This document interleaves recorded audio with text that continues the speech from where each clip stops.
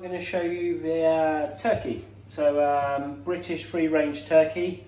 It's been boned out and rolled for you, so this is a pure chunk of meat. More than enough here for whenever you have your turkey at Christmas, and then there'll be plenty of leftovers as well, which we'll be showing you what to do with. So as all we simply do is got a pan on, the pan's nice and hot, oven preheated at 180 degrees. Just a small amount of oil over the top of the turkey, because you're going to get some nice fat out of the turkey skin as well. And then regular table salt. We'll put mould and sea salt flakes on at the end, but just while it's cooking, I like to always use a fine salt and then season with a flake salt. So you just get that all the way around, and this will help the searing of the turkey. So we're going to sear it first. So I've got a nice medium hot pan, and we'll start with the skin side down. So where it is, this will just go into the pan, a nice sizzle. Use gloves, because it's say if you keep washing your hands, you can really get it all over there. After your gloves are off, just add a little bit more oil to the pan.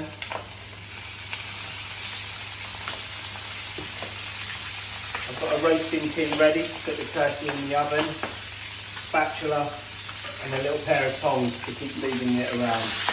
You can see straight away that it will start to colour up, and we're going to get this nice golden colour on first. And that way we don't need the oven too hot to get the colour, and we can cook it at a nice medium temperature so it will stay nice and moist. After you've moved it all the way around and you've just got this beautiful golden colour, then that's going to be ready now to place to the pan. So I'm just going to cook it today over some potatoes. So these potatoes will absorb all of the fat of this turkey, and you can actually have these potatoes with your Christmas dinner. Or we're going to show you a really cool thing later on, what to do with leftover roast potatoes as well, so if you have too many. Also, completely up to you, you could have some shallots and some garlic in here, would work really well underneath the turkey as well. So turkey out, onto the tray, and then all of this delicious turkey fat that's come out, you want to baste this just over the top before we put it in the oven. Now we're going to go into the oven at 180 degrees. Don't worry about all the times and the temperatures, that you'll get a recipe card for the turkey in the box as well. We've just removed the turkey from the oven after it's been roasting. At this stage it's very important now that we baste it.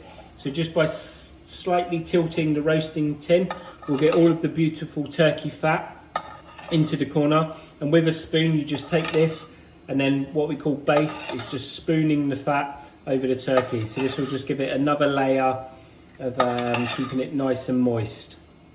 After we've basted, the very important point here with meat, after it's come out of the oven, is we're going to rest it.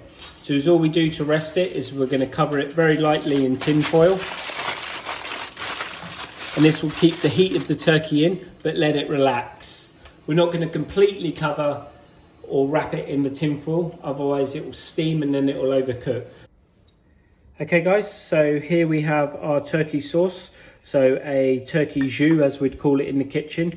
So all of the turkeys that have been taken off of the bone, all their carcasses have been roasted up and cooked with beautiful vegetables and wine for 4 or so hours, reduced right down. So as you have it here, you can just heat this up and you're ready to go, a delicious gravy.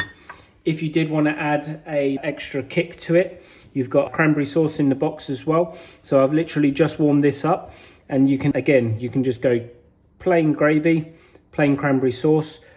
Something I have always done at Christmas is right at the end of my turkey sauce, I actually like to add some of the cranberries to this, and it gives the sauce a little sweetness, a bit more complexity. So then you'll have our turkey gravy and cranberries to go over, along with the actual cranberries on the side to go with the meat. And another little element right at the end, and the reason we don't add this for you is because it literally just needs to go in the end, is fresh orange. You can just grate the skin into a little bit of the sauce. You only want a little bit. Stir it through, and all of the oils and the aromas now go through the sauce, So if you used to do this too early, it would cook out and you would have no effect of it. So this is why we just put it in right at the end. And along here with the warm cranberries, a little bit of fresh orange zest, and this just lifts it at the very last second before you add it to the table. So we're ready to carve the turkey after that beautiful long rest it had. So we'll just remove the turkey from the pan, and we're going to remove the string. So we just cut the string off.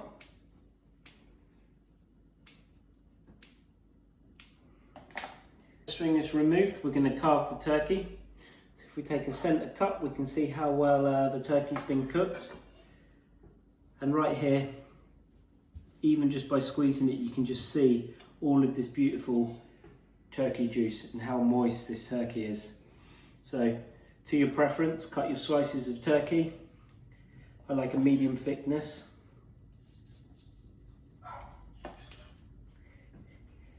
And again, depending on how hungry you are, whether you want to eat it all now or save some for those turkey sandwiches we'll show you in another video, it's up to you. So beautiful sliced turkey. You can just see the shine and how juicy this is. Very simple finish over the top of some Maldon sea salt.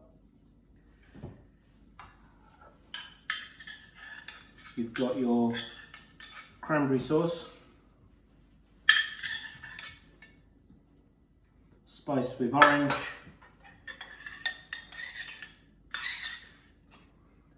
beautiful gravy made from those delicious roast turkey bones. We pimped ours up with some of that cranberry as well and fresh orange zest. And then last to carve,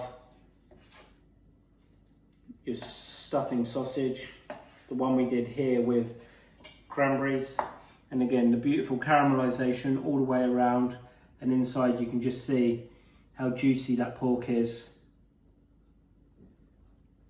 to go with your turkey. So the main protein with the sauces, and that's easily what you can achieve at home.